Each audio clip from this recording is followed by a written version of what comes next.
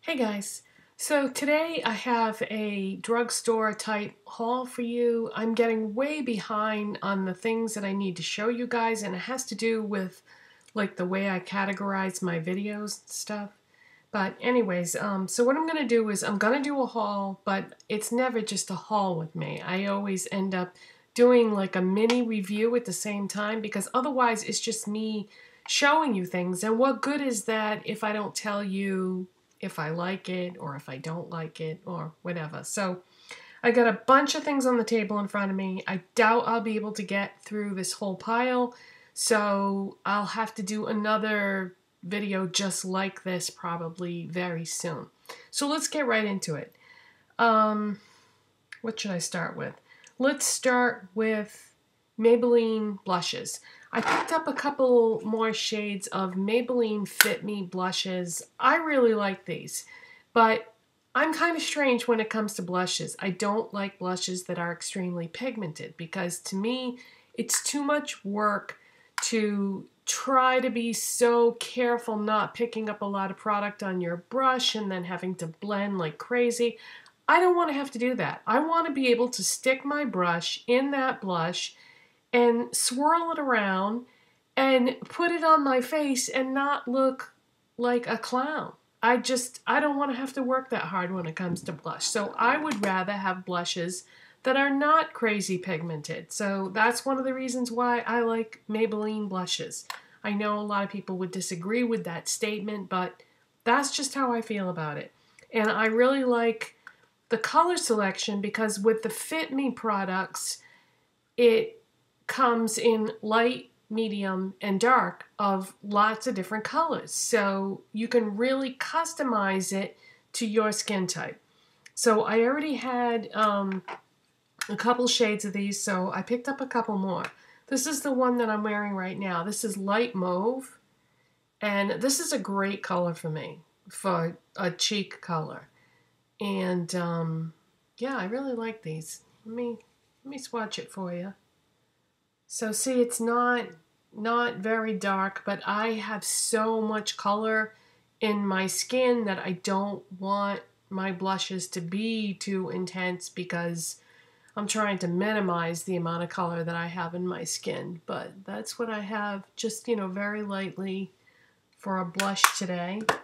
And then the other color I picked up is light pink, and that's what that looks like. It's just a really pretty light pink. So I got those, and then let's stick to Maybelline, I guess. I was at Ulta one day, and I had a coupon or something where I needed to spend just a little bit more money in order to use the coupon. So I saw this sitting there, and this is one of the reformulated, repackaged eyeshadow palettes. Now, I had tried one of the quads and was not impressed at all. I had gotten chai latte, and I did not like that at all. So I was kind of apprehensive about getting a duo because I figured it would be basically the same thing. It's not. And this is crazy because when you have an eyeshadow formula that differs from quad to duo to trio, from shade to shade, you don't know what's going to be good and what's not going to be good. And it's very risky to pick something up within the same, you know what I'm talking about, within the same line of products. If one is good and one is not, that the only thing you can do really is just go by what people are saying, I guess, to find the good stuff. Well, this is a good one. I was really impressed with this. I used it and I enjoyed it very much. It's one of the new reformulated duos, and it's called Dusk. And what it is it's a peach base color with a gorgeous taupe crease color. So let me give you a better look at that. So really, really pretty wearable colors, and let me swatch those for you. So that's what you get. There's the base color, which is a gorgeous light peach. And then there's your crease color, which is a light to medium taupe, I'm going to say. But I really liked this, and I was shocked. I was expecting it to be bad because of my experience with the chai latte quad, but very nice. And it was the last one left in that slot, so apparently other people are discovering this too. So that's Dusk. And let's see, what else? I got another Milani Shadow Eyes 12-hour wear eyeshadow because I already have some of these and love them. And again, it was one of those situations, except I was at CVS and I had some extra care bucks.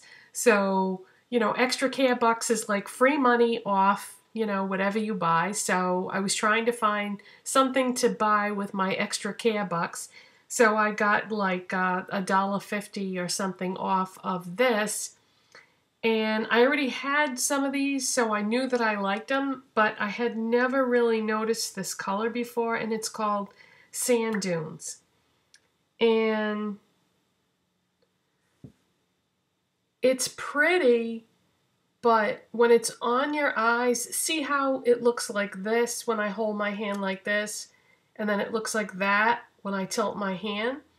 So it's one of those things that depending on the way the light hits it, it looks completely different.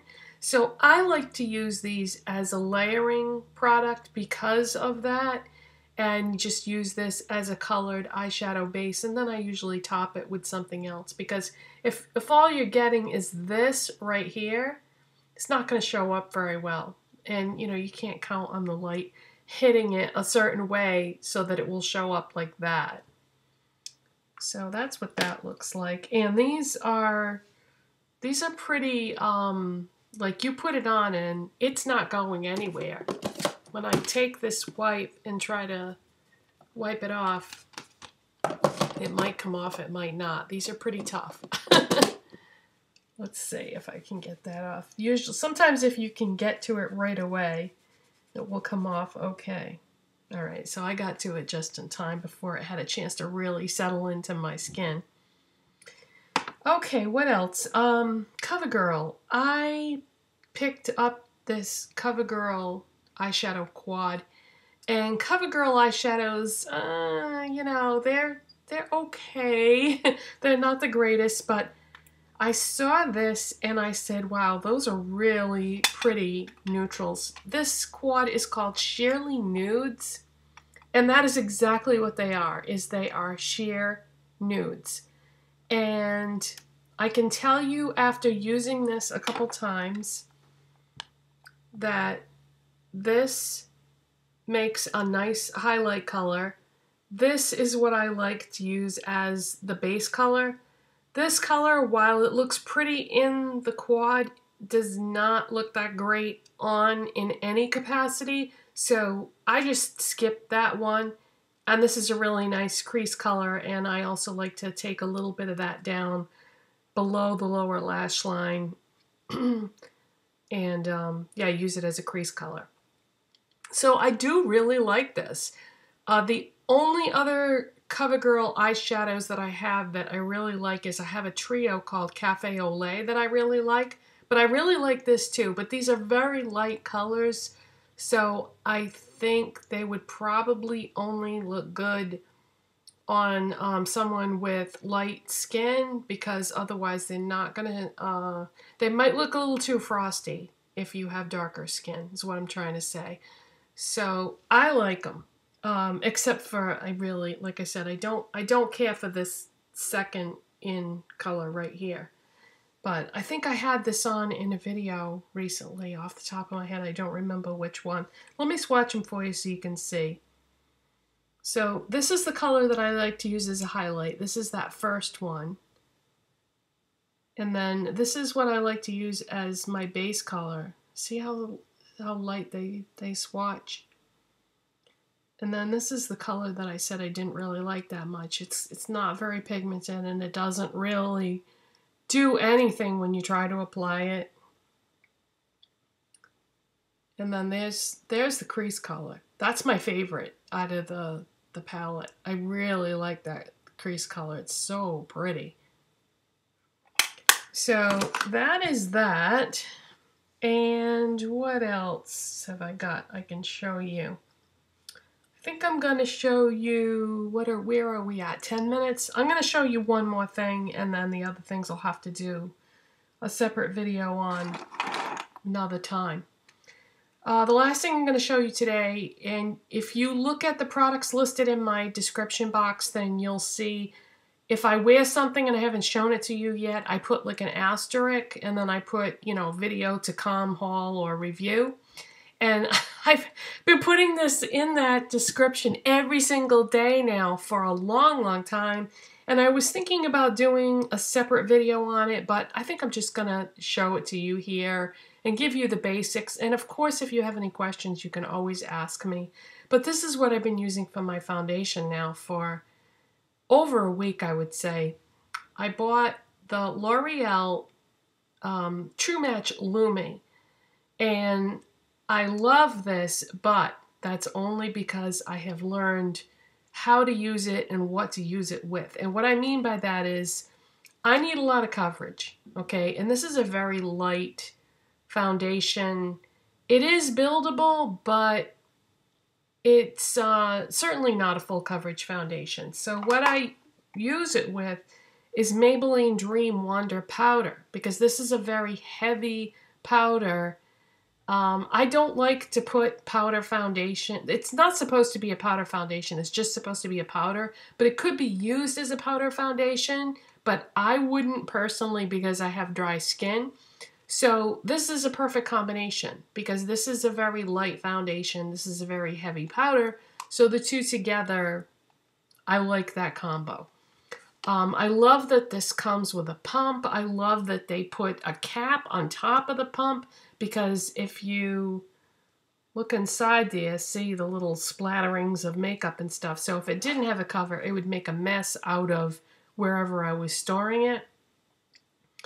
The color range on this is really strange because there's no... Okay, my match in L'Oreal True Match right now would be C2. There is no C2 in this. There is no C1, there's no C2. The cool shades start at C3, which I don't know why they eliminated the first two shades from the cool spectrum. And then for neutral, the only light choice there is in neutral is, this is called N1/2. So they lumped the 1 and the 2 together.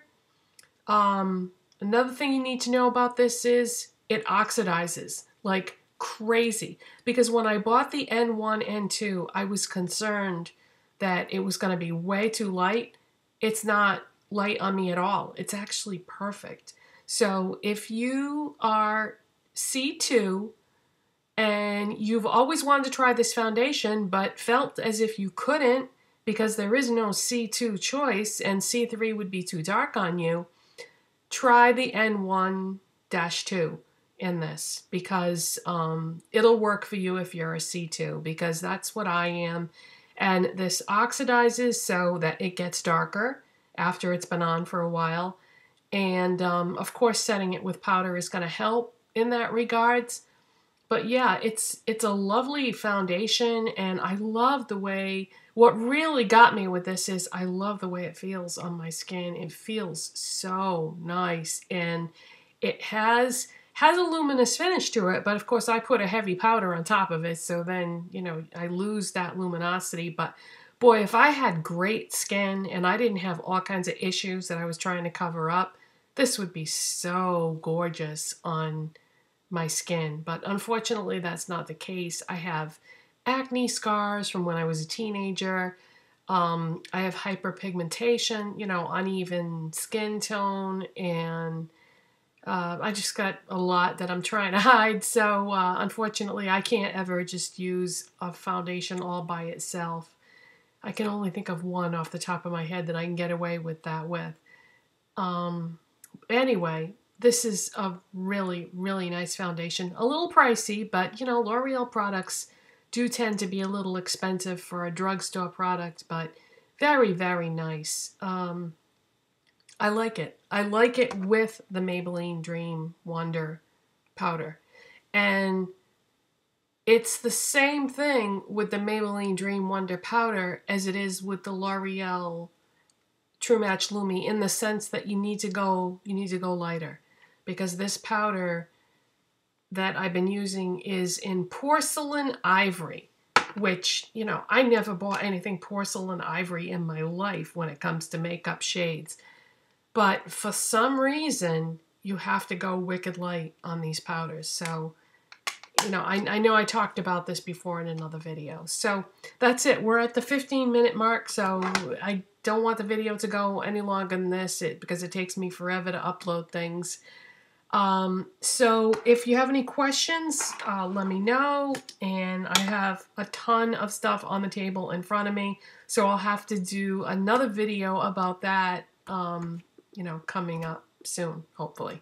Okay, so I'll see you later, you guys, and thanks for watching. Bye.